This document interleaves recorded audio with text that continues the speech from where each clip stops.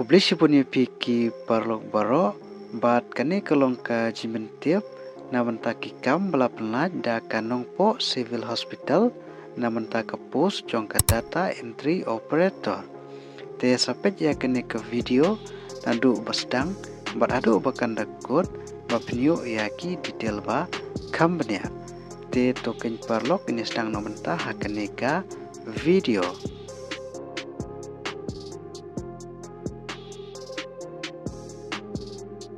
Ka office jongka medical superintendent nongpo civil hospital Ribho district ka court application ye P namun ta kane ka post jongka data entry operator bat ka bhabru ha ka post jongka contractual basis bat kalastat ban submit ya ki application form ko jong P kadai hadu ka pratarik Agos arajar arpusau te namun ta kane ka post jongka data entry operator ki nombor ki post ki belaj ke don tangkawai bat kajaka posting kadai ha ka civil hospital nongpo Ribhoi district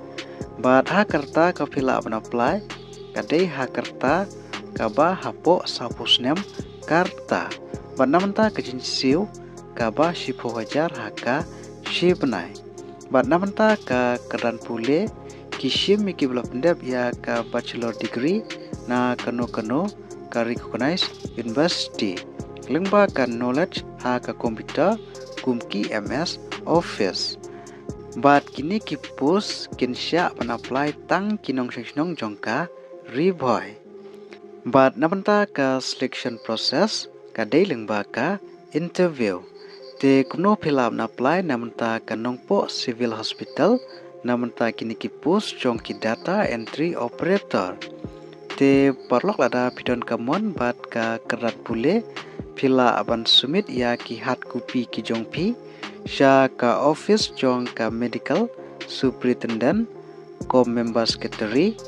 RKS nongpo civil hospital Ribho district administration block haiswa ka pratrik Agos arajar arpusau hadu kapor san baje PM bat ki dokumen ki ba piha ban sumit ki long ka standard application form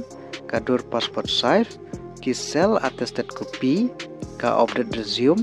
ka education qualification experience certificate ka ID proof kum ka pan card lani Aadhaar card bat namanta ka interview kila aban inform ya pi lengba ka phone call te parlok ha kane ka video tangking jibintip bat ada pidon kino ki pat ki ba phi ban sai ba Sengawa ban komen ha kane ka video. Kubleshibun.